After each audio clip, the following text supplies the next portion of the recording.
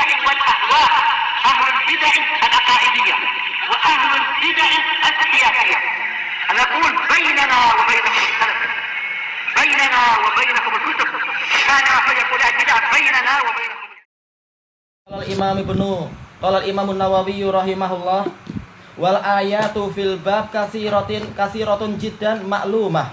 Ayat-ayat dalam babul khauf ini, rasa takut ini banyak sekali dan telah dikenal. Wal gharadu al-gharadu, kalau di tempat anak ini dia ada tanwin yang betul tanpa tanwin tentunya. Wal gharadu al-isyaratu ila ba'dihha. Tujuan saya adalah isyarat kepada sebagiannya saja. Peringatan Allah untuk apa? Kita takut kepadanya, dan peringatan akan betapa besarnya keutamaan takut dan bahayanya orang yang tidak takut pada Allah, dan apa konsekuensi takut pada Allah, dan seterusnya. Wa qad hasal, dan tujuan tadi telah tercapai dari apa? Ayat-ayat itu. Wa ammal ahaditsu fakasiratun jidda. Adapun hadis-hadis maka banyak sekali. Fanadkuru minha tarafa. Kita akan menyebutkan ujung-ujungnya saja. Hadis tentang khauf banyak sekali, tapi sebagiannya saja akan kami sebutkan. Wabillahi taufik, dan hanya kepada Allah kami memohon taufik. Baik. Kemudian al-haditsus samin wal ishrun ba'da arba'imi'ah, 428 untuk cetakan yang ini. Wa an Ibnu Mas'udin radhiyallahu anhu qala haddatsana Rasulullah sallallahu alaihi wasallam wa huwa shadiqul masduq.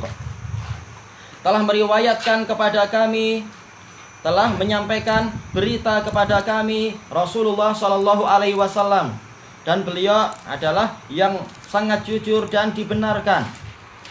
Inna ahadakum yujma'u khalquhu fi batni ummihi arba'ina yawman nutfah. Sesungguhnya salah seorang dari kalian dikumpulkan penciptaannya itu di dalam perut ibunya selama 40 hari dalam bentuk nutfah, yaitu apa? Air mani. Disebutkan oleh Syekhuna Abu Amr al-Hajuri, ini riwayat sahihah lafaz nutfah ini. Cuma apa? Dia tidak ada dalam Sahih Bukhari dan Muslim, tapi di dalam riwayat Tohawi, juga riwayat Kitabul Qadar punya Ibnu Wahab dan yang lain-lain. Intinya adalah sahih, cuma apa? Lafaz nutfah ini bukan di sahihain, kata beliau. Kemudian apa? Summa yakunu alaqatan mithla dzalik. Lalu dia menjadi alaqah, yaitu segumpal darah yang tergantung-gantung. Semisal itu, yaitu 40 hari, yaitu sebulan lebih 11 hari atau 10 hari. Summa yakunu mudghatan mithla dzalik. Lalu dia menjadi segumpal daging. Mudghah ini segumpal daging yang masih mungkin untuk dikunyah dan ditelan oleh mulut normal manusia. Istilahnya mudghah. Madghah artinya adalah menelan. Jadi tidak terlalu besar. Ternyata apa? Tahu-tahu setelah itu jadi besar macam kita, jadi bahkan besar sekali seperti sumo. Ini adalah keajaiban dari Allah Ta'ala. Padahal dulu kecil sekali di perut ibu. Untuk kembali lagi nggak mungkin, terlalu besar. Nggak seperti ucapan sebagian apa itu para artis-artis, oh aku menyesal, aku ingin seandainya mampu lagi kembali ke perut ibu dan tidak terlahir lagi. Ini hayalan-hayalan kalian aja.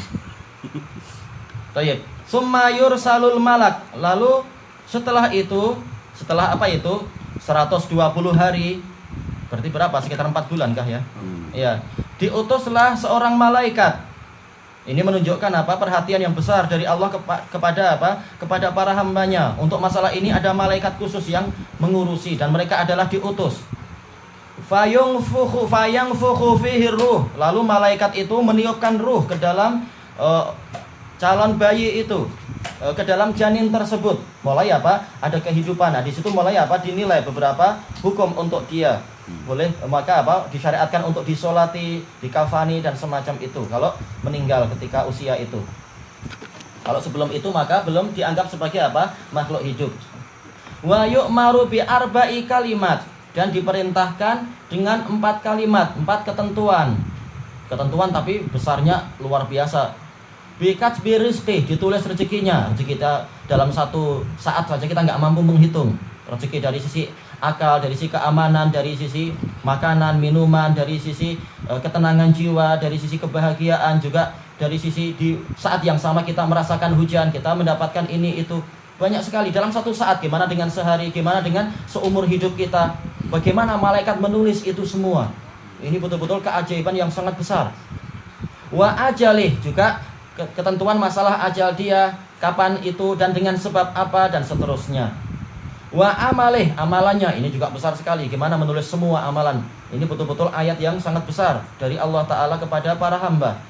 Wa syaqiyun au sa'id, apakah dia nanti itu orang yang beruntung, celaka, ataukah orang yang beruntung?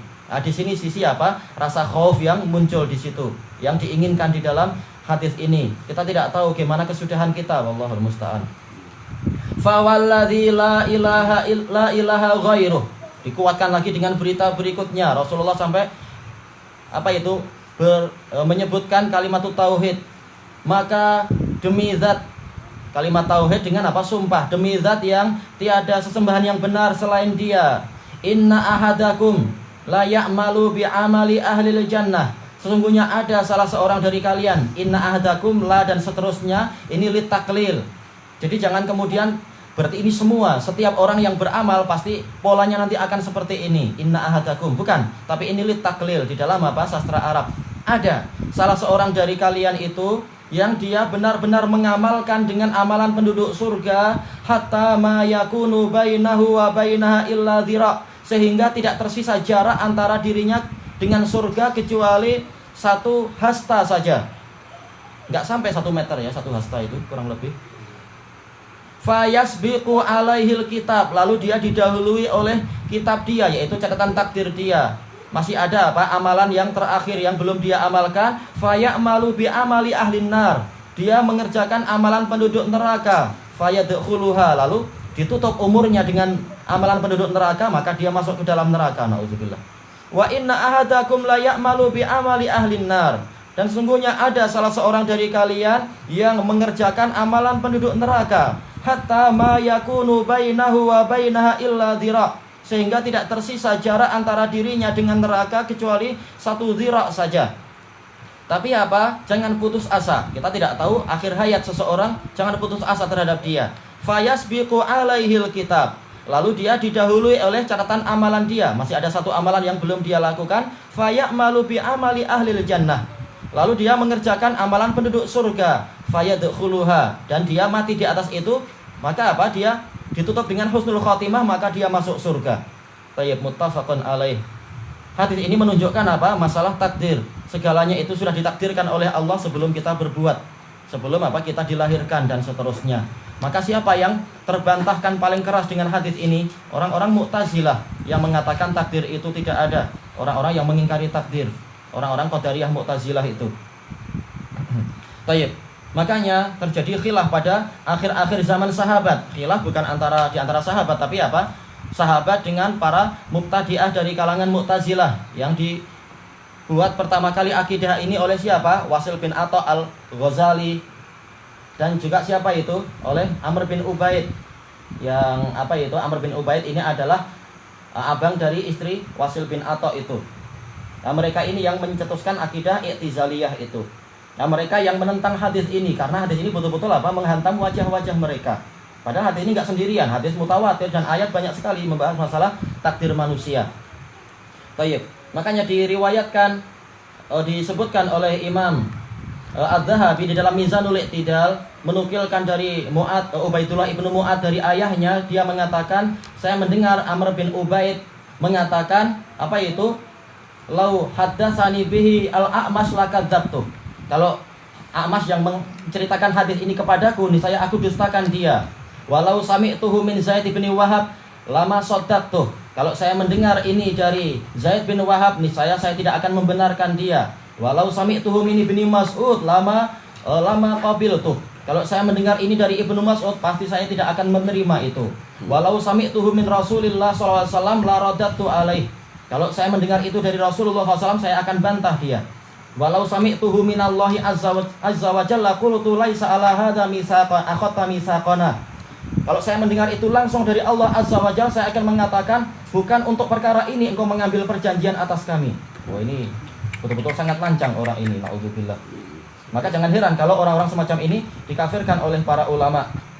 Baik, makanya disebutkan oleh siapa? Oleh Imam Ibnu Qutaibah di dalam kitab beliau Al-Ikhtilaf, kalau nggak salah adalah dalam kitab apa itu? Al-Ikhtilaf fil Lafadz, ketika membantah orang-orang Jahmiyah dan sebagainya itu, beliau menukilkan ada siapa itu? Al-Allaf, tokoh besar dari Mu'tazilah, dia mengatakan bahwasanya apa? Al-A'mash kadzab di dalam hadis ini. Demikian pula Zaid bin Wahab kadzab. Maka apa? Dikatakan bahkan si Allaf ini yang kafir dan kadzab. Nah, dikafirkan oleh para ulama dia.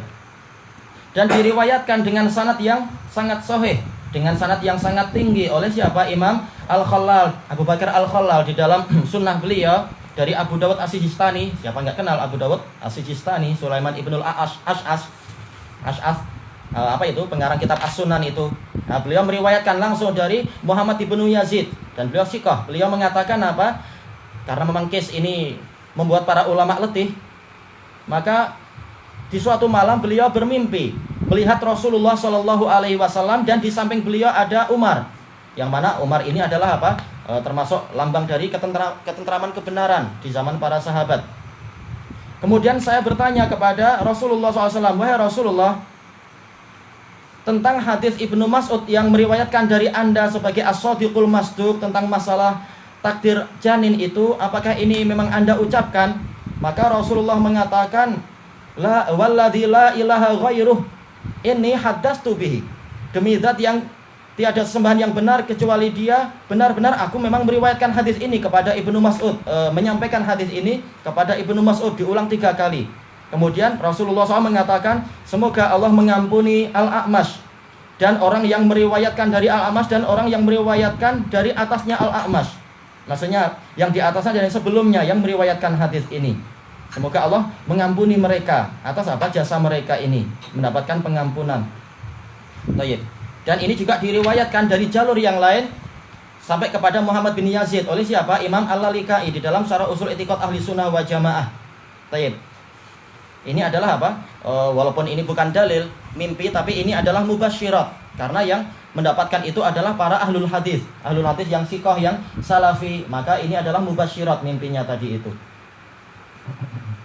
Baik. Untuk pembahasan sedikit demi sedikit hadisnya besok insyaallah. Wallahu a'lam. Yang tadi Amr bin Ubaid yang sebutkan. Kenapa? Yang kalimat yang parah. Amr bin Ubaid, karena memang hadis ini muttafaqun alaih dari jalur itu, maka Amr bin Ubaid sendiri mengatakan seperti itu. Dia mengatakan apa itu? Lau sami'tuhu minal a'mash lakadzabtu. Kalau saya mendengar itu dari A'mash, saya dustakan dia. Padahal A'mash Amirul Mukminin fil hadis.